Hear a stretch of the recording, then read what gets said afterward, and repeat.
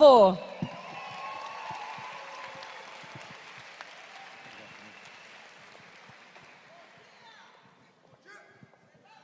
Bom dia! Ótimo. Bom dia, CIPEC. Eu sei que todos estão preocupados com o almoço, eu também estou. Não por alguma razão, não é, de fisiologia, mas agradeço o imenso prazer estar novamente no palco do CIPAC Brasil.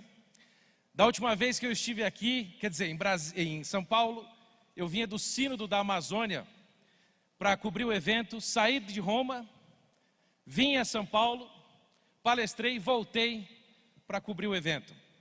E dessa vez eu achei que eu teria que fazer o evento talvez de forma remota, talvez de alguma cela da Polícia Federal, não é?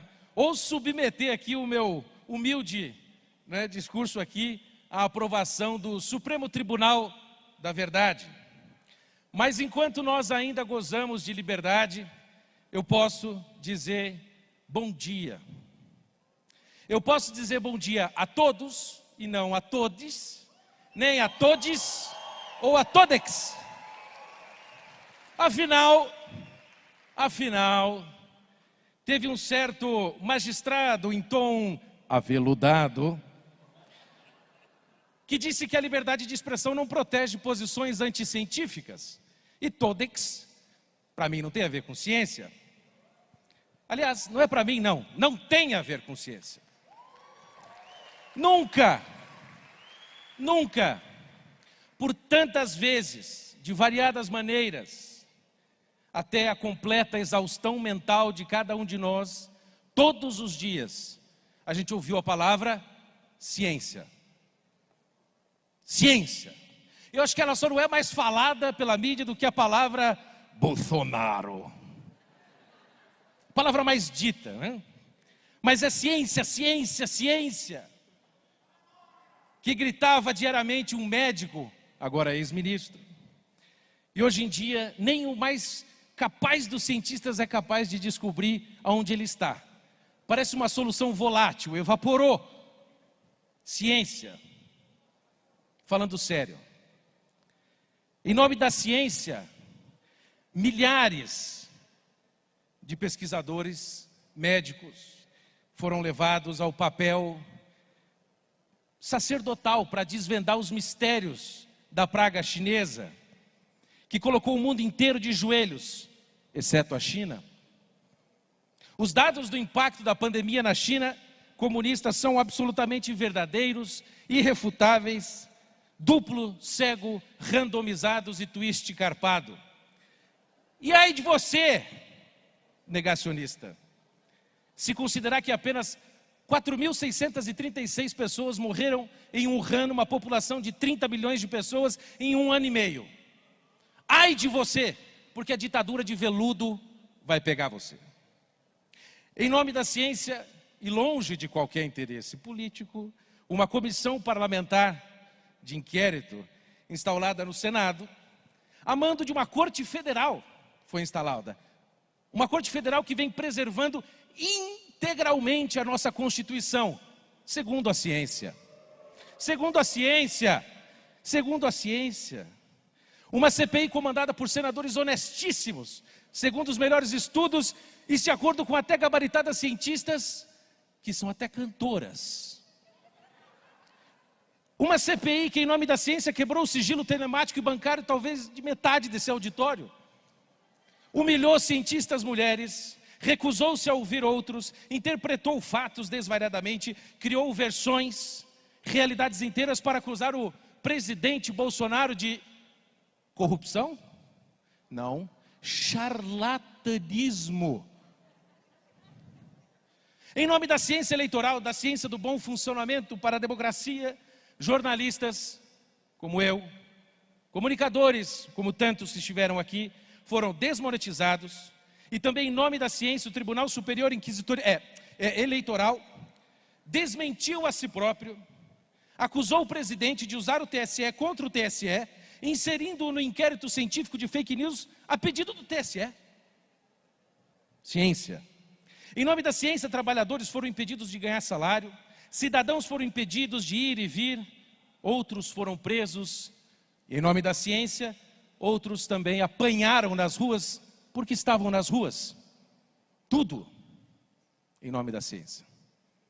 Em nome da ciência genética, vocês sabem, a nação alemã e as vizinhas submeteram o povo ao horror do Holocausto. Em nome da ciência demográfica, milhares de nações pobres, durante os anos 60, 70 e até 80, foram estimuladas por fundações internacionais a tornarem-se estéreis.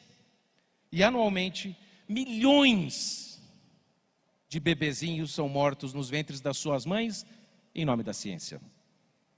Em nome do cientificíssimo comunismo, no século XX nos entregou pelo menos 100 milhões de mortos. Em nome do iluminismo, talvez aveludado também, os revolucionários franceses prometeram o quê? Liberdade, igualdade e fraternidade. E o que eles fizeram? Foram tão iguais que mataram seus irmãos em nome da liberdade. Mataram, na revolta de Vendéia, 150 mil católicos monarquistas que se opuseram ao regime da Revolução Francesa em 1793. Tudo em nome da ciência. Tem se feito absurdos. Por mais maravilhosa que seja, por mais precisa, encantadora, fantástica, que nos permite coisas como estas aqui, luzes, internet, a ciência, quando passa dos seus limites, ela vira instrumento das paixões e dos desejos humanos mais sórdidos e perigosos. É o médico e o monstro. O matemático inglês, filósofo Bertrand Russell, cunhou a célebre frase que talvez sintetize tudo o que a gente está passando aqui. Bertrand Russell dizia: "What science cannot tell us, mankind cannot know." O que a ciência não pode afirmar, a humanidade não pode conhecer. O problema é que Bertrand Russell, apesar de ser um homem inteligente, também tinha o seu lado burro. E ele não percebe que a própria afirmação que ele faz não pode ser cientificamente comprovada. Portanto, se ela é verdadeira, ela é falsa. Tá muito tarde para a lógica? Não. Veja, a ciência não pode dizer que só a ciência é capaz de nos dar o conhecimento. Aliás, uma das minhas missões aqui vai ser ensinar a cada um de vocês que o negacionismo é fundamental. Eu sou um negacionista. Eu vou provar para vocês logo mais. O mesmo erro grave cometido pelo brilhante Stephen Hawking, que Deus o tenha, em seu último livro, The Grand Design, com Leonard Mlodinow, ele afirma: olha só o absurdo, os filósofos não acompanharam as últimas descobertas da ciência, da física. E agora, os cientistas são os portadores da tocha da descoberta do conhecimento. Hawking diz isso no seu livro e passa 2/3 do livro falando de metafísica, que é uma disciplina própria da filosofia. Por mais que possa parecer estranho aos barrosos, aos calheiros, aos azizes, aos saltitantes, é próprio da ciência ter limites. Homens como Albert Einstein sabiam disso. Não se sentiam negacionistas e muito menos Albert Einstein se sentia parte de um gabinete do ódio da família Bolsonaro bancado pela SECOM. O Einstein disse: você está certo em falar dos fundamentos morais da ciência, mas você não pode virar de lado e dizer dos fundamentos científicos da moral. Em função da minha condição física, um exemplo gastronômico é inevitável. Atenção, pegue um simples bolo de laranja, feito pela minha sogra Márcia. Está me assistindo nesse exato momento, deve estar morrendo de vergonha. Cientistas de diversas áreas seriam capazes de pegar aquele bolo de laranja e analisá-lo nos seus aspectos nutricionais, físicos, moleculares, gastronômicos, termodinâmicos, biológicos. Mas essa junta de notáveis cientistas, analisando um simples bolo de uma sogra, seria capaz de responder a questão mais fundamental: por que aquele bolo foi feito? Ninguém poderia dizê-lo. Ninguém. Ninguém. Senão o sorriso no rosto dela. Ninguém. Se ela não falar, nós não saberemos. Porque o bolo existe, dependeu apenas da revelação pessoal dela. Eu sei que todas as sogras são maravilhosas, mas agora é apenas um exemplo, né? Outro, né? A minha sogra, que me desculpem, apenas imaginem que eu resolvesse dar um chazinho com estricnina, resolvesse apagá-la. O que a ciência poderia dizer a respeito disso? A ciência poderia dizer no máximo a quantidade de veneno relativa ao peso dela que eu precisaria para matá-la e talvez o tempo que levaria para encomendá-la. Mas a ciência poderia dizer se eu deveria colocar a estricnina no chá ou não? Não poderia. Ou seja, a ciência tem o poder de permitir, por exemplo, o enriquecimento de urânio.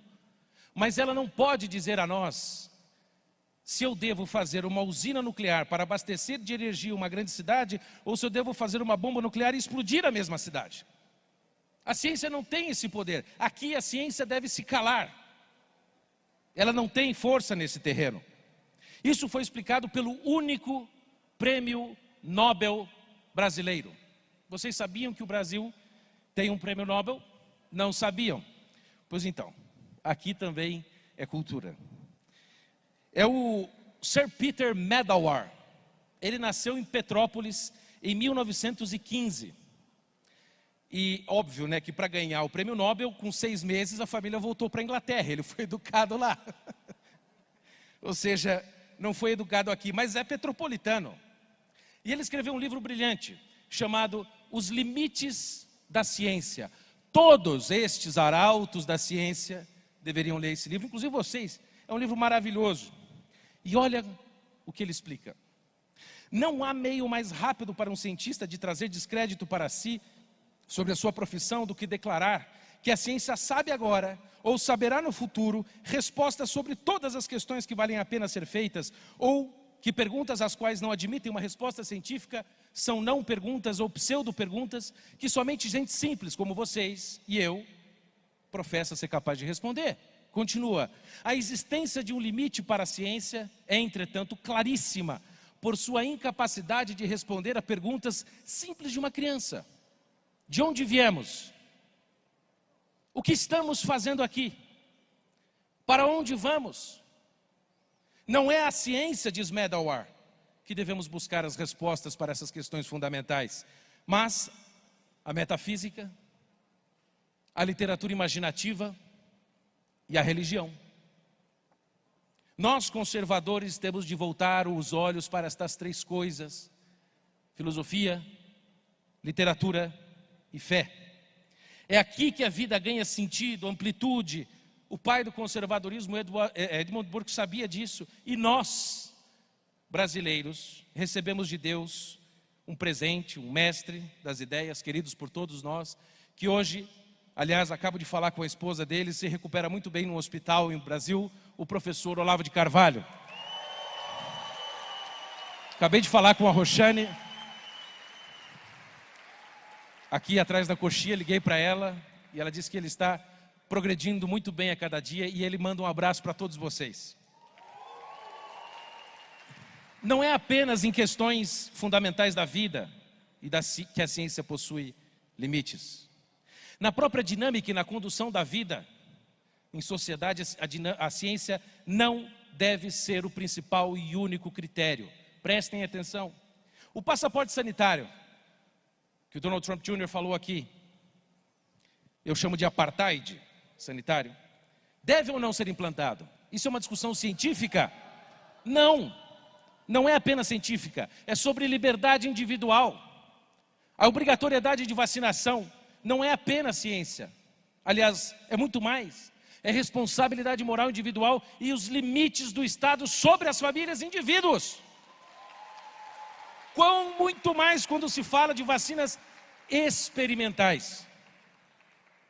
Atenção. Sim, nós não podemos levar isso em conta. A ciência não tem voz aqui. Veja só, a ciência, gente, não é uma coisa, um ente, um ser humano que fala, que pontifica como se fosse um Deus. E talvez seja esse o maior erro nosso. Muitas vezes a gente fala, a ciência falou. Não. John Lennox, que é um grande cientista irlandês, dizia, as afirmações dos cientistas nunca ou muito poucas vezes são afirmações da ciência. A gente viu nessa pandemia médicos, pesquisadores dizendo que tal tratamento funciona, tal tratamento não funciona. Como é que a verdade tem sido estabelecida durante essa pandemia? Pelo confronto, pela experimentação, pela testagem de hipóteses concorrentes ou complementares, buscando afastar as paixões e interesses pessoais? Não. A verdade na pandemia, meus caros, tem sido definida, em última análise, pela mídia e pelos homens do establishment, que vivem no sistema, do sistema e para o sistema. Por que vocês acham que aqueles 7 senadores vagabundos da CPI decidiram ouvir uma cientista cantora e fugiram da raia quando o Dr. Ricardo Zimmermann e o Francisco Alves apareceram em busca da verdade, não em busca da narrativa útil? Quantas descobertas, avanços científicos foram realizados por esses cientistas e pesquisadores? Quantas que entraram na lata do lixo por não contarem com o apoio do establishment? A cloroquina, a ivermectina, tantos tratamentos não têm patente e contam com o apoio do presidente. Portanto, não é muito bom. Porém, vacinas contam com o apoio da indústria farmacêutica, que não tem interesse financeiro nenhum. E os lockdowns contribuem para desgastar politicamente o inimigo. É científico. Médicos no fronte de batalha, que não são pesquisadores diplomados em 35 universidades, porque não tem tempo, possuem o que nenhum cientista de laboratório possui, a prática médica direta com os pacientes. Estes são os heróis. Ali, no leito, sem estudo duplo, cego, twist, carpado e randomizado, eles vivem experiências únicas que nenhum pesquisador de gabinete palpiteiro sabe dizer. Eu vou dar um exemplo. O meu pai, Dr. Antônio Kister, um dinossauro da cirurgia geriátrica aqui no Brasil, certa vez estava com os residentes num hospital em Curitiba, analisando com seus alunos um paciente recém-operado. Olha que história. E aí ele perguntou o seguinte: alunos, por que foi usado aqui neste corte, para fechar, o fio da cor azul e não o fio da cor branca? Silêncio. Ninguém se lembrava daquilo nos livros, ninguém se lembrava daquilo dos cursinhos, o pânico. Até que um residente cheio de si levantou a mão. Doutor, foi usado o fio azul e não branco, porque segundo a cromoterapia, o azul reflete unicamente o padrão ideal de frequência luminosa ideal para cicatrização, enquanto o branco reflete todas as frequências ao mesmo tempo. E meu pai disse, não, idiota, porque era o único fio disponível. É isto. A outra situação, em que ele estava com os residentes, passando pelo hospital, passavam várias portas. Meu pai para, respira fundo, pergunta aos alunos, escuta aqui, vocês passaram a visita matinal aqui? Os residentes têm que fazer isso, antes do doutor chegar. Claro, doutor. Então por que tem um paciente dentro do quarto, com a cicatriz já infeccionando? Não, mas doutor, nós checamos tudo, fizemos os curativos. Vem aqui, ó, seus 06. Conduziu para o quarto, abriu a porta, pediu licença ao paciente, olhou no prontuário, respirou fundo, dessa vez pediu licença para levantar a coberta do paciente, levantou e olhou a cicatrização. Ao levantar as cobertas, todos puderam ver que ela estava infeccionada, precisava ser limpa e drenada porque já estava com um mau cheiro. Que estudo duplo, cego, twist, carpado, randomizado seria capaz de unificar, sintetizar, ao mesmo tempo, conhecimentos cirúrgicos, fisiológicos, bacteriológicos, enfermagens e de aromas pútridos. Por o meu pai ter uma atitude como essa, ele é menos científico, negacionista, off-label? Não. A pressão da mídia velha, vagabunda, e grande parte da indústria farmacêutica tem desestimulado atitudes como essa de médicos. E esse conhecimento valioso que eles produzem. Ou seja, que ciência que poderia explicar a capacidade de nossas mães, todo mundo sabe isso, de identificar bons amigos. Meu filho, esse cara não presta. Elas sempre acertam. Ou, por exemplo, a capacidade de uma mãe de identificar o choro do filho e a demanda que ele tem. A ciência é instrumento, prestem atenção, um meio, uma ferramenta apenas. A ciência não é apenas aquela experimental, de testagem, homens de branco. Isso é perversão. História, antropologia, filosofia, arte, sociologia, alfaiataria, semiótica, engenharia e, antes de todas, a teologia. Cada uma destas é uma ciência por excelência. Ciência porque é um esforço sistematizado de ordenar, produzir, confrontar e acumular conhecimento. É serva. A ciência é serva. A ciência não pode ser também uma espécie de oráculo de Delfos, não é? Que deve decidir se entramos em guerra, se cremos em Deus ou se comemos ovos com bacon pela manhã. A ciência muda mais de opinião sobre o ovo do que sobre a eficácia das vacinas. Ela não tem a palavra final. Ela não é escrava, nem Deus. Ciência deve ser serva. Uma serva que teve, curiosidade, as suas raízes remotas na Idade Média, no catolicismo medieval. Foi o que constataram verdadeiros, estes sim, especialistas, como Joseph Needham ou Alfred North Whitehead, grandes pesquisadores, que diziam que a ciência, como nós a conhecemos hoje, provém da insistência medieval. Olhem isso. A insistência medieval, tanto na energia pessoal de Javé, o Senhor, como na racionalidade de uma filosofia, que a pesquisa sobre a natureza, sobre o mundo, poderia resultar na justificativa da fé, na racionalidade humana.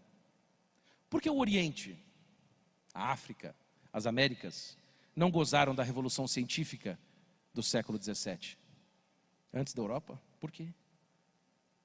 Do crescimento da riqueza, do tempo livre, da expansão das universidades, dos hospitais, da criação de imprensa, da máquina a vapor, das grandes navegações, da produção da melhor arte e arquitetura que o mundo jamais viu até hoje. Whitehead explica. Porque na Ásia, as concepções de Deus eram duas. Ou era um Deus muito impessoal, ou um Deus muito arbitrário, que era imprevisível. Ou seja, todo evento natural que acontecia, uma tempestade, um furacão, como impediu aqui a vinda do Donald Trump Jr. para cá, todos estes eventos naturais poderiam ser interpretados de duas formas. Ou eram fruto da ordem de um ditador cósmico irracional e imprevisível, ou eles surgiam espontaneamente de alguma coisa impessoal e incansável. Ou seja, não tem como ter confiança na racionalidade do ser divino. Portanto, a explicação do Whitehead é que a fé na possibilidade da ciência é um derivado inconsciente da teologia medieval católica.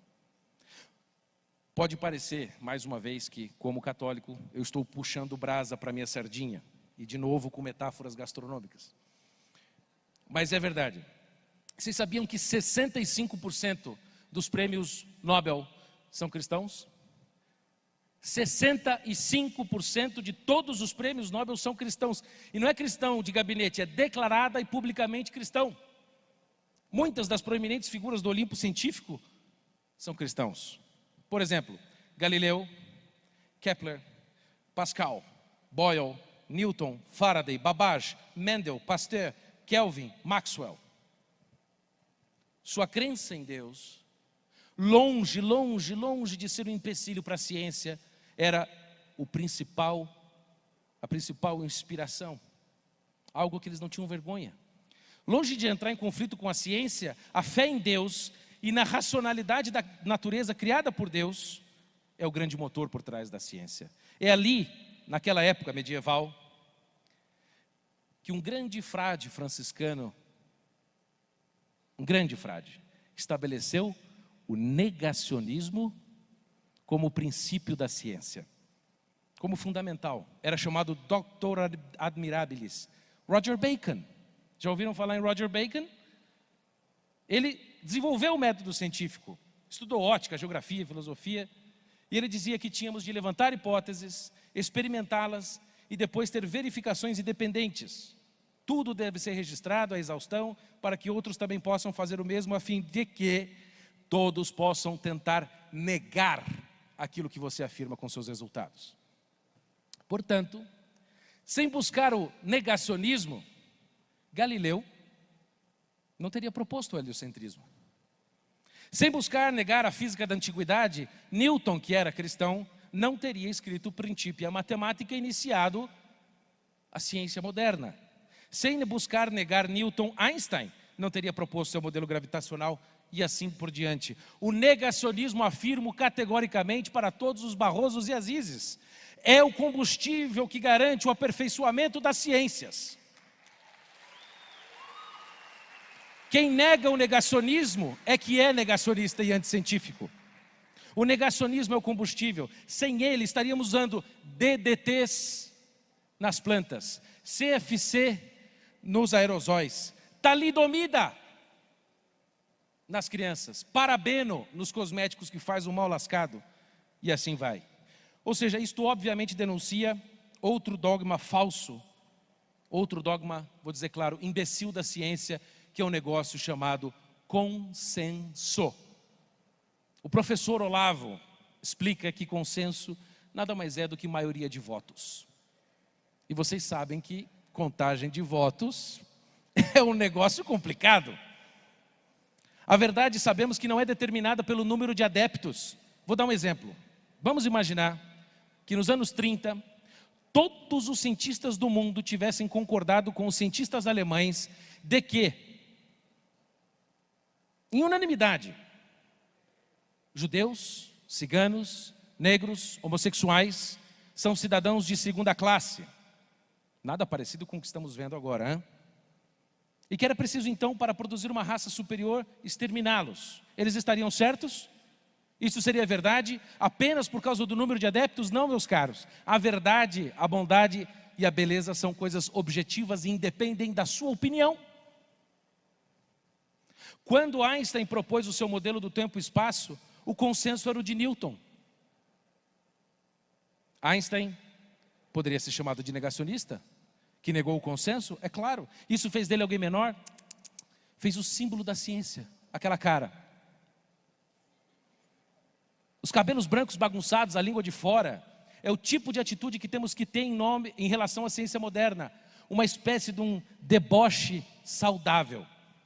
O mesmo deboche saudável, desconfiança equilibrada, nós conservadores temos de ter contra ideias do tipo: o homem é uma tábula rasa, o homem é essencialmente bom por natureza, a razão poderá solucionar tudo, a ordem e o progresso importam mais que a tradição, que Deus é uma hipótese desnecessária ou que a ciência que está aí pode explicar tudo.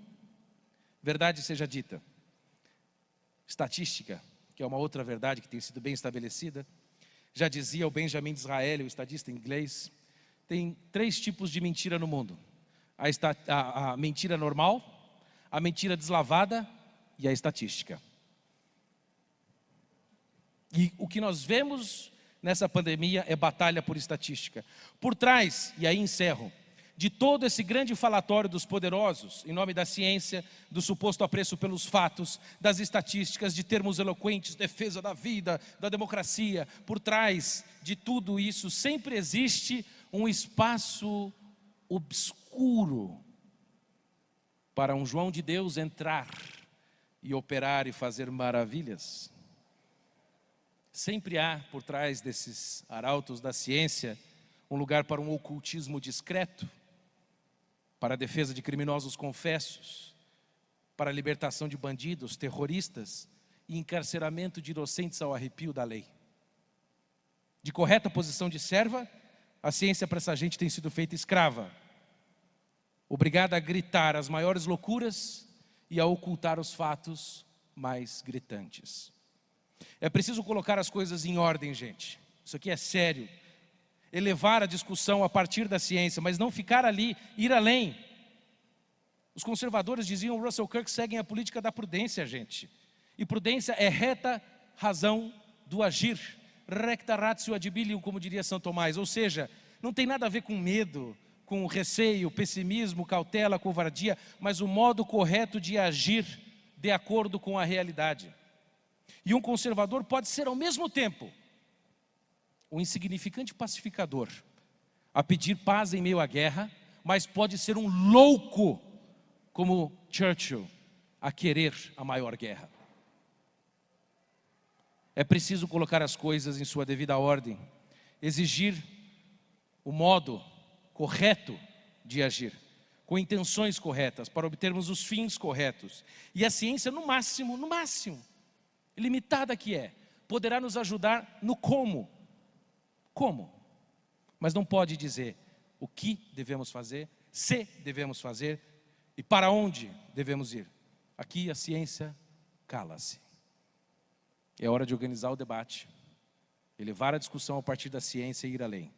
Filosofia de verdade, bela literatura, boa religião, e assim poderemos superar essa ditadura imposta em nome da ciência, desenvolver para os brasileiros o que já temos de algum modo e que luta para nascer e se consolidar, um Brasil conservador. Que Deus